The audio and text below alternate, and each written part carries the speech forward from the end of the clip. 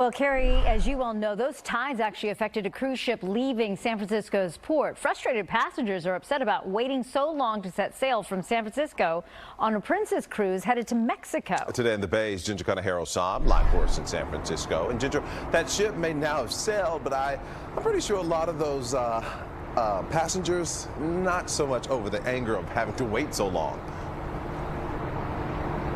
Maybe not just yet. Hopefully they're getting some sleep on that cruise ship at this point. But Crown Princess, as you mentioned, is out to sea. It's ready for its 10-day cruise down to Mexico, making its way down. But not before passengers took to social media to voice their frustration over how the cruise line handled a scheduled delay of one of its cruise ships.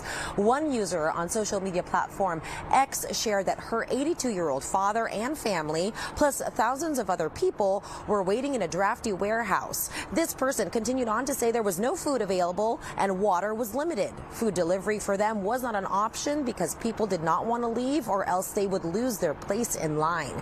Another person called out the company in this post, saying it should do better for disabled guests who waited for hours in the night outside in San Francisco. Now, the original delay was no surprise to passengers, according to Princess Cruises, who we received a statement from within the last 30 minutes.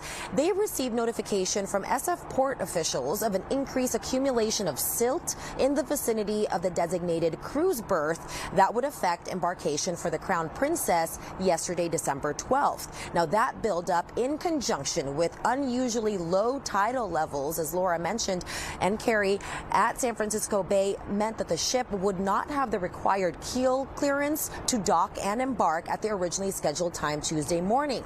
Guests were notified via email and given a letter explaining the situation when they arrived at the terminal. Now, Princess Cruises tells a different story. They say that several hundred guests who could be accommodated in the terminal were provided with snacks and refreshments while they waited.